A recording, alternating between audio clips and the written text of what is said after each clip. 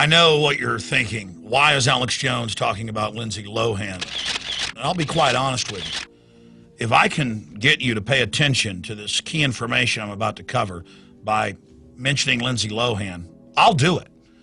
Because Lindsay Lohan is just another individual on this planet like everybody else. And a lot of top doctors have come out and said, look, we have interviewed her and we've done medical exams, and she shouldn't have been on Adderall, which is basically a form of methamphetamine. And this can cause the same effects in people that cocaine and methamphetamine does. And that several doctors believe that this is why she's been so out of control. Well, no kidding. School children in this country, millions of them, are put on Adderall and other amphetamine type drugs like Ritalin. And in the inserts for the drug, it says it can cause brain shrinkage, heart expansion, all sorts of serious health problems.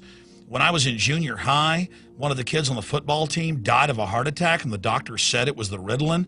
I mean, this is an ongoing nightmare. Look at these drugs. New reports have come out that over 80% of the drugs, the new drugs they're selling, prescription drugs, A, don't treat what they claim they're treating, and B, have toxic side effects. I mean, you've all seen the drug ads on TV where they'll say, having trouble urinating every few hours? Take this drug, but it, may also increase the chance of serious skin reactions or stomach and intestine problems, dry mouth, insomnia, sexual side effects, diarrhea, nausea, and sleepiness, muscle pain or weakness, unusual changes in mood or behavior, or thoughts of suicide.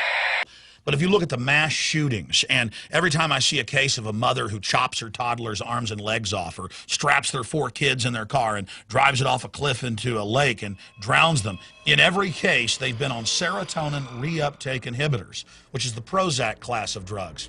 Well, they were being developed in the early 1980s. Their own studies by Eli Lilly and others with Prozac showed that it caused a massive increase in suicidal tendencies.